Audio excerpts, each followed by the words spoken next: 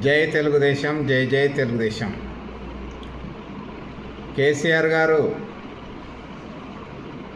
మీరు మొన్న పెట్టుకున్నటువంటి బీఆర్ఎస్ పార్టీ 25 సంవత్సరాల వేడుకలో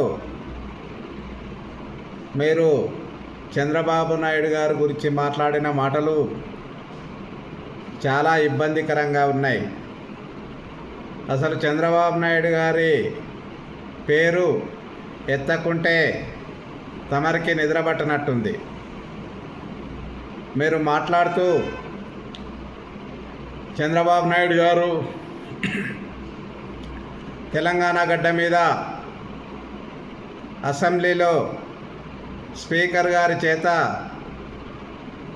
తెలంగాణ పదం రాకుండా చెప్పించిండని చెప్పేసేసి తమరు పచ్చి అబద్ధం నిండు సభలో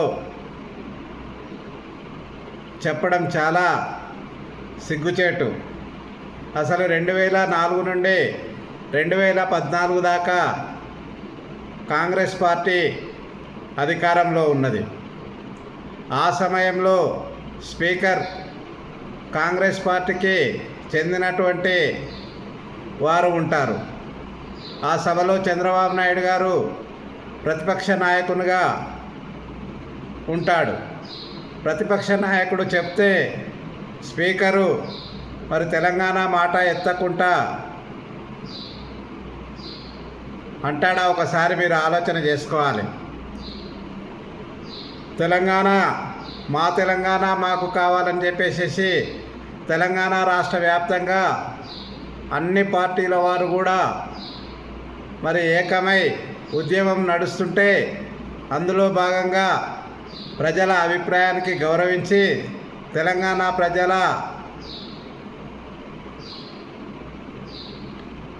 వారి అభిప్రాయాన్ని గౌరవించి తెలుగుదేశం పార్టీ మొట్టమొదట తెలంగాణకు అనుకూలంగా లేఖ ఇచ్చింది. మరి నిజం కాదా? ఇంకా ఎన్ని రోజులు చంద్రబాబు నాయుడు గారిని తెలుగుదేశం పార్టీని ఆడిపోసుకుంటావు? ఇదివరకు నడిచింది నువ్వు చెప్పేటివన్నీ నిజమే అని ప్రజలు నమ్మిర్రు. ఇప్పుడు తమరు ఏమి చెప్పినా కానీ అవన్నీ కూడా అబద్ధాలే అని, అబద్ధాలకు కేర్ ఆఫ్ కేసీఆర్ గారి నోరే అని అందరూ కూడా అనుకునే పరిస్థితి మరి రావడం అనేది జరిగింది. అసలు చంద్రబాబు నాయుడు గారికి తమరికి పోలిక ఎక్కడ? విజన్ 2020 పేరుతోనే రాబోయే 20-25 సంవత్సరాల తర్వాత ఎలాంటి పరిణామాలు వస్తాయో అని చెప్పేసి ముందుగానే పసిగట్టి ఆ వైపునకు ప్రజలను నడిపించే నాయకుడు చంద్రబాబు నాయుడు గారు. మరి విజన్ 2020 ద్వారా లక్షలాది ఉద్యోగాలు రావడం, ఒక బ్రహ్మాండమైన హైటెక్ సిటీ నిర్మాణం ద్వారా ఒక అత్యుత్తమమైన అక్కడ సిటీ రావడం, దాని ద్వారా తెలంగాణకు విపరీతమైన సంపద రావడం, ఆ వచ్చిన సంపదతోనే నేడు తెలంగాణలో అన్ని సంక్షేమ పథకాలు నడుస్తున్నది. నిజం కాదా?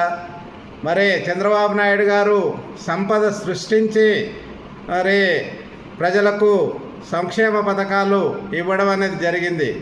కానీ తమరు వచ్చిన తర్వాత మీరు ఉన్న సంపదను మొత్తం కొల్లగొట్టేసేసేసి మీ గొప్పల గురించి అప్పులు తీసుకొచ్చి తెలంగాణని ఈరోజు భ్రష్టు పట్టించేసేసి ఆ తెలంగాణలో ఎవరు పాలన చేయాలన్నా కానీ కనీసం జీతాలు ఇవ్వడానికి కూడా ఇబ్బందులు పడుతున్నటువంటి వ్యవస్థను తమరు తయారు చేయలేదా? ఒకసారి ఆలోచన చేయాలి. ప్రజలందరూ కూడా ఆలోచన చేసుకోవాలి. ఈరోజు జీతాలు ఇవ్వడానికే కష్టతరంగా ఉంది. అలాగే 33-35 సంవత్సరాలు ఉద్యోగాలు చేసేసేసి రిటైర్మెంట్ అయిన ఉద్యోగులకు కూడా వాళ్ళ భవిష్యత్తు గురించి దాచిపెట్టుకున్నటువంటి డబ్బులను కూడా ఈరోజు ప్రభుత్వం ఇచ్చే వసతులు లేకుండా చేసింది తమరు కాదా? ఇవన్నీ కూడా ప్రజలు గమనిస్తున్నారు. తెలుగుదేశం పార్టీ తెరువుకి ఇంకొకసారి రావద్దు. తెలుగుదేశం పార్టీ అంటే ఒక విజన్ ఉన్న పార్టీ, ఒక ముందు చూపున్న పార్టీ, ఒక ప్రపంచ స్థాయి నాయకుడు ఉన్నటువంటి పార్టీ.